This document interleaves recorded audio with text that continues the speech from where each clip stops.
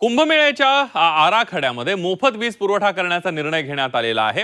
माफ करा, कुंभमेळ्याच्या आखाड्यामध्ये मोफत वीज पुरवठा करण्याचा निर्णय घेण्यात आलेला आहे। आखाड्यांना वीज बिल भरण्याची आवश्यकता नाही अशी घोषणा मुख्यमंत्री देवेंद्र फडणवीस यांनी केली आहे। कुंभमेळा तयारी आढावा बैठकीमध्ये हा निर्णय घेण्यात आलेला आहे। साधू संत जे या ठिकाणी येतात, त्यांचे आखाडे या ठिकाणी आहेत, त्यांना गेल्या वेळी आम्ही 1-1 कोटी रुपये दिलेले होते 12 वर्षापूर्वी।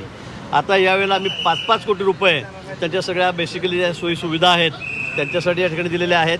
निरंतर भोजनाची व्यवस्था कुंभमेळ्यामध्ये या ठिकाणी आम्ही करणार आहोत।